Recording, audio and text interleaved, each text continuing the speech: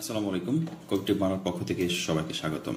শিক্ষার্থীবৃন্দ, আমরা যারা 2024 সালে এইচএসসি পরীক্ষা অংশগ্রহণ করতে চাচ্ছি, আমাদের পরীক্ষা 30শে জুন। সেক্ষেত্রে কিন্তু কিছুদিন পরে ঈদও আছে, ঈদের ছুটিও আছে। ঈদের ছুটির পরপরই কিন্তু আমাদের পরীক্ষা। অনেকেই ঈদের জন্য 5-7 দিন সময় নষ্ট করবেন।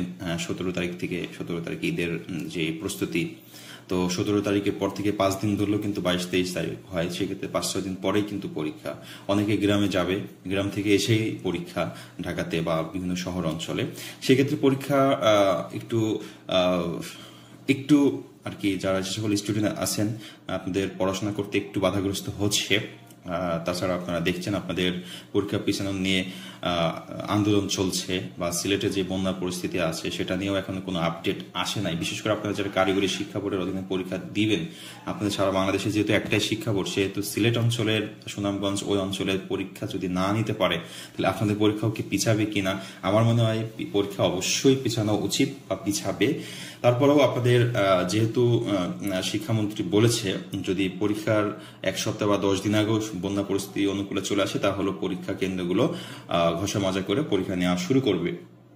শিক্ষার্থীবৃন্দ, আপনাদের অ্যাডমিট কার্ড বিতরণের একটি নোটিশ বোর্ড থেকে দেওয়া হয়েছে, সেটা আপনারা একটু দেখে নিতে পারেন। যে অ্যাডমিট কার্ড এখানে আমরা দেখছি, পরীক্ষার ফি সম্পূর্ণ পরিশোধ থাকা সাপেক্ষে অ্যাডমিট কার্ড আসছে 6/6 থেকে 8 তারিখে, আর হচ্ছে 9/6 থেকে এখানে দেখা আছে কোন কোন বিভাগ, যেমন ঢাকা জেলা ব্যতীত সকল বিভাগে, ঢাকা বিভাগের যত আছে ঢাকা জেলা ব্যতীত, এটা হচ্ছে 9/6 থেকে 10/6 দেওয়া হবে। আর পরীক্ষার ফি সম্পূর্ণ পরিশোধ থাকা সাপেক্ষে ঢাকা চট্টগ্রাম জেলার বিতরণ করবে 11 থেকে 12 তারিখ।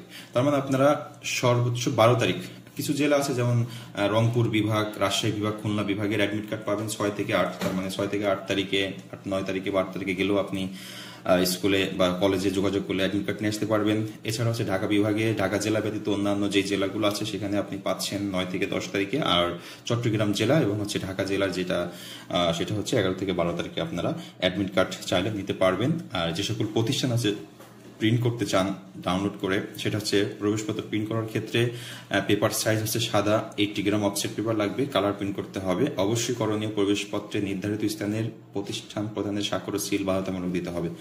হ্যাঁ, আর অনলাইনে অ্যাডমিট কার্ড ডাউনলোড ধাপসমূহ, প্রথমে ওয়েবসাইটে যাইতে হবে, এটাই কারিগরি শিক্ষা বোর্ডের ওয়েবসাইট। তারপরে ইনস্টিটিউট কর্নারে যে লগ ইন করতে হবে, এরপরে ইনস্টিটিউট কোড এবং পাসওয়ার্ড দিতে হবে, তারপরে অ্যাডমিট কার্ড অপশনে যেতে হবে। গেলে 4টি অপশনের মধ্যে এইচএসসি, বিএমটি ইত্যাদি অপশন গিয়ে আপনি অ্যাডমিট কার্ড ডাউনলোড করে নিয়ে প্রিন্ট করতে পারবেন। ওকে শিক্ষার্থীবৃন্দ, তো আজকে শিক্ষার্থীবৃন্দ এবং হচ্ছে যে সকল প্রতিষ্ঠান প্রধানরা আছেন যারা অ্যাডমিট কার্ড ডাউনলোড করতে চান, এই পদ্ধতিতে ডাউনলোড করে নেবেন এবং আপনার যারা ছাত্রছাত্রী আছেন এই ডেটের ভিতরে যে আপনি প্রতিষ্ঠান থেকে অ্যাডমিট কার্ডটা বুঝে নিয়ে আসবেন। ভালো থাকবেন, সুস্থ থাকবেন। আল্লাহ হাফেজ।